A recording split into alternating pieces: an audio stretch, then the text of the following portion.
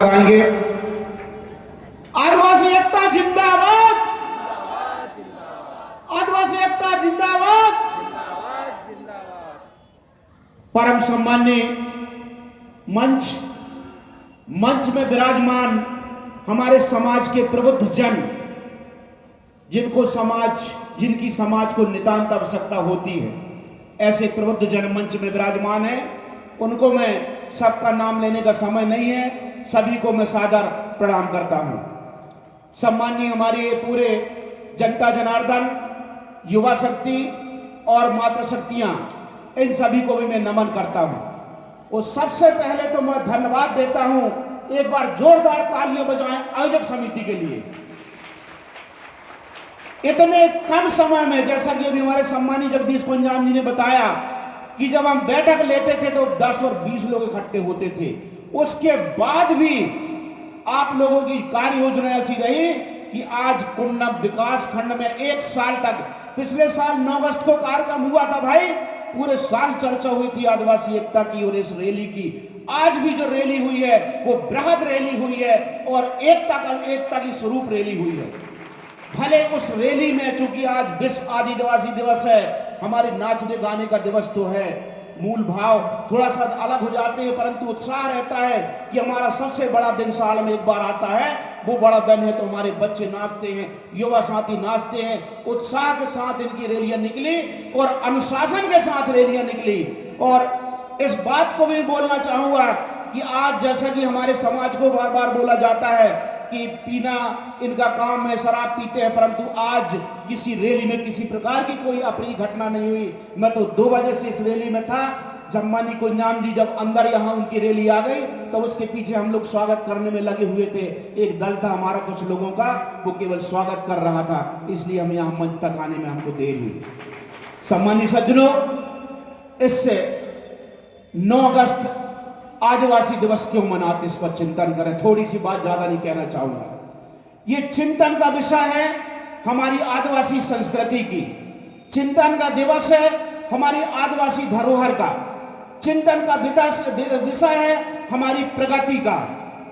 संयुक्त राष्ट्र संघ ने 1994 में जब बैठक में ये निर्णय लिया कि आदिवासी लोगों का जो बलिदान रहा है, हमारे पूर्वजों का जो बलिदान रहा है, उसके बिना इस देश की आजादी संभव नहीं थी। 15 अगस्त आने वाला है साथियों, परंतु हमारे जो आदिवासी योद्धा थे, जो शहीद होकर वो क्रांति में पूरा योगदान दिए हैं, उनको हम समझें, उनको जानें, ऐसा संयुक्त संघ की बैठक में निर्णय हुआ। और 9 अगस्त 1994 को सबसे पहली बार विश्व आदिवासी दिवस मनाया गया। उस विश्व आदिवासी दिवस की बहुत बहुत ढेरों शुभकामनाएं सभी को, और रक्षाबंधन पर्व की शुभकामनाएं। मैं ये कहना चाहता हूं अपने कम शब्दों में कि हम अभी, हमारी समाज कहां है, इस पे चिंतन करें।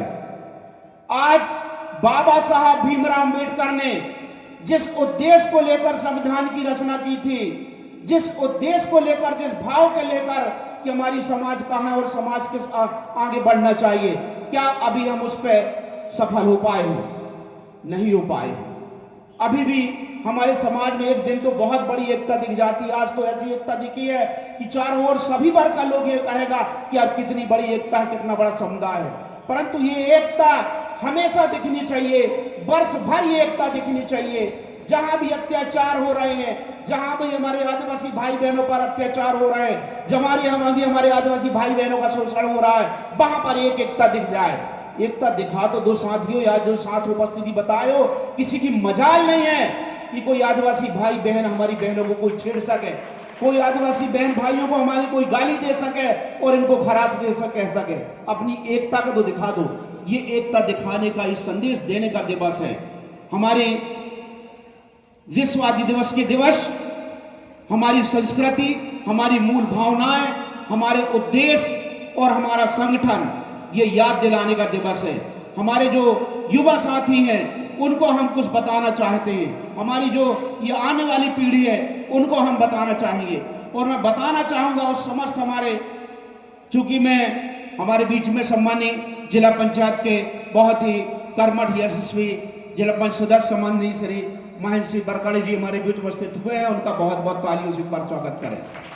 मैं ये कहना चाहता, ज्यादा समय नहीं है, कुंजाम जी ने बोला है बार बार, मैं ज्यादा समय नहीं लूंगा, परंतु मैं एक भाव के साथ बोलना चाहूंगा कि हमारे बाबा साहब अंबेडकर जी ने रिजर्वेशन क्यों रखा, राजनीति में रिजर्वेशन क्यों रखा कि हमारे इतने विधायक केवल अनुसूचित जनजाति के होंगे, इतने विधायक केवल अनुसूचित जाति के होंगे, इतनी महिलाएं हमारे विधानसभा में जाएंगी, इतने पुरुष हमारे लोकसभा में जाएंगे।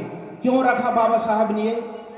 बाबा साहब ने इसलिए रखा था साथियों कि ये हमारे वर्ग के नेता वहां पर पहुंचेंगे, इतने वर्ग के लोग का नेता हमारे बीच पहुंचेंगे। हमारे पूरे मध्य प्रदेश में देखें तो हमारे कम से कम 50 विधायक हमारे अनुसूचित जनजाति के होते हैं।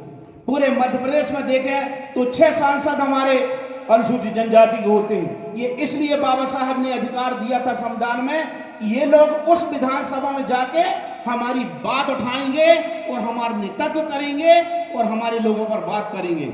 जो हमारे लोग अब आपकी चिंता करते हैं वो तो निश्चित आपकी आवाज उठा रहे हैं, परंतु पूरे मध्य प्रदेश में पूरे यदि एक हो जाए पूरे सभी विधायक, जैसे हमारे सिहोरा विधानसभा क्षेत्र के विधायक हैं, ऐसे सभी विधायक हो जाए अपने आदिवासियों की चिंता करने वाले, तो निश्चित रूप से जिस दिन पूरे विधायक विधानसभा में एक हो जाएंगे कि अब आदिवासी की ये जरूरत है, इसको पूरा होना चाहिए, उसको पूरा होने में देर नहीं लगेगी। क्योंकि बाबा साहब ने केवल इसलिए उनको वहां बिठाला है कि आप बात करेंगे, हमारे आदिवासी भाई बहनों की बात करेंगे, पिछड़ा वर्ग की बात करने के लिए, जनरल की बात करने के उनके विधायक बैठे हुए हैं, हमारे विधायक केवल हमारे वर्ग की बात करने के लिए वहां पर बैठे हुए हैं, इसलिए उनको वहां पर बिठाला गया है। तो जहां मौका मिलता है, आज मुझे एक बात बोलने में थोड़ा खेद होता है कि बड़े बड़े अधिकारी हमारे अनुसूचित जनजाति के बन गए हैं, बहुत बड़ी पोस्टों में बन गए हैं, परंतु गांव का कोई कर्मचारी, गांव का कोई आदमी उनके पास पहुंच जाता है तो वो अपनी पहचान बताने में छुप जाते हैं। वो ये चाहते हैं कि यार ये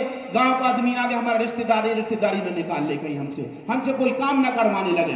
तो बड़े बड़े अधिकारियों को मैं संदेश देना चाहता हूं कि आपकी जो देन है, आप जिस पद में बैठे हैं, मैं जिस पद में बैठा हूं वो हमारे बाबा साहब भीमराव अंबेडकर की देन है।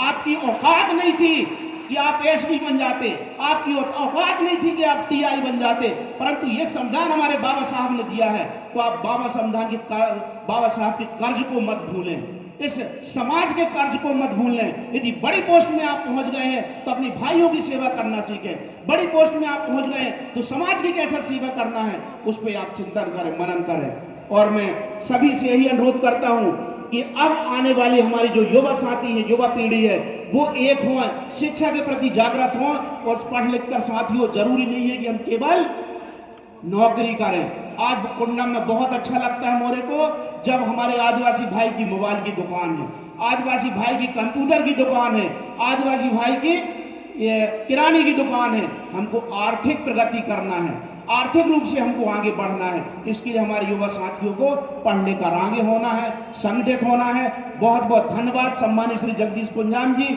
मैं आपको जानता हूं हमारे समाज में जगदीश कुंजाम जी जैसे 2-4-10 लोग ऐसे हैं हमारे कुंडम विकास खंड में, तो निश्चित रूप से हमारे आदिवासियों की जो दशा है वो बदल सकती है, आदिवासियों के जीवन में लोग परिवर्तन ला सकते हैं। इनकी क्रांतिकारी विचारधारा है और क्रांतिकारी विचारधाराओं के कारण आज हमारे वीर पुरुषों का नाम लिया जाता है। हमको अच्छे से याद है कि हमारे सम्मानीय भीलों के नायक टंटे भील माऊ जी ने हमारे लिए क्या किया। हमको ध्यान रखना पड़ेगा कि हमारी रानी दुर्गावती ने क्या किया। हमको ध्यान रखना पड़ेगा हमारे राजा संग्राम शाह और राजा रघुनाथ शाह, दलपत शाह, इनको कैसे तोपों से बांध के अगले दिन उड़ाया था, परंतु ये बलिदान दिए हैं। उनके कर्ज को हमको नहीं भूलना है, उनके ऋण को हमको नहीं भूलना है और संगठित होकर समाज की संरचना करना है। और अभी मुझे बहुत अच्छा लग रहा था जब हमारी लोटन भाई बोलते रहे कि हमारे समाज में एक बहुत बड़ी बुराई है पीने की। साथियों, शराब को छोड़ दो, शराब को छोड़ दो। निश्चित रूप से आपके घर में परिवर्तन होगा, आपके परिवार में परिवर्तन होगा, आपके समाज में परिवर्तन होगा। आप समाज की लत से छोड़ दो, शराब की लत को छोड़ दो, शराब से आप पूर्णतः बंधन लगा दो, समाज में बंधन लगा दो, घरों में बंधन लगा दो। जब पीने वाला आदमी कोई नहीं रहेगा, वो बंधन में जाएगा तो समाज अपने आप प्रगति करेगा। बहुत बहुत धन्यवाद। और एक बार मैं जो सभी हमारे जो क्रांतिकारी नेता है, उनको मैं आज के जिस आदिवासी दिवस के इस अवसर पर उनको मैं प्रणाम करता हूं, नमन करता हूं। और मुझे बहुत बड़ा फर्ज है कि मैं बाबा साहब के अनुयायी हूं, उनके सिद्धांतों का अनुयायी हूं। धीरे धीरे परिवर्तन की लहर आ रही है। मैं समय अनुसूचित जाति जनजाति अधिकारी कर्मचारी संगठन का जिला महासचिव के रूप में काम कर रहा हूं। जिला प्रवक्ता के रूप में 2 बार मैंने सेवाएं दी है। प्रदेश कार्यकारिणी में जो मैं सदस्य हूं। हमारे जो अनुसूचित जाति जनजाति अधिकारी कर्मचारी संगठन के जो प्रांतीय अध्यक्ष है आदरणीय वरिष्ठ IAS है JN कंसोटिया साहब, उनकी भी यही है कि हमारे अधिकारी कर्मचारियों को एक होने की जरूरत नहीं है, इस समाज को एक करना है, समाज के लिए सोचना है, समाज के लिए चिंतन करना है। बहुत बहुत धन्यवाद। आदरणीय मंच को धन्यवाद, मंच को प्रणाम करता हूं। जोरदार थपोड़ी बजा करके हमारे परम सम्मानीय नेतराम जारिया जी का स्वागत वंदन करते हैं। और समिति उनका लाख लाख शुक्रगुजार है कि नई जोश, नई हमारी विचारों के साथ में हमारे समाज के बीच में आते हैं। साथियों, हमको बांटने वाला कौन था? आज शूद्र समाज कहने वाले समाज को भी 5000 से अलग जातियों में बांटने वाला कौन था? आज हम हरिजन बन गए, कोई आदिवासी बन गया, कोई क्या बन गया। इनको भी अलग अलग करने वाला कौन है, इसको भी हमको जानना पड़ेगा साथियों।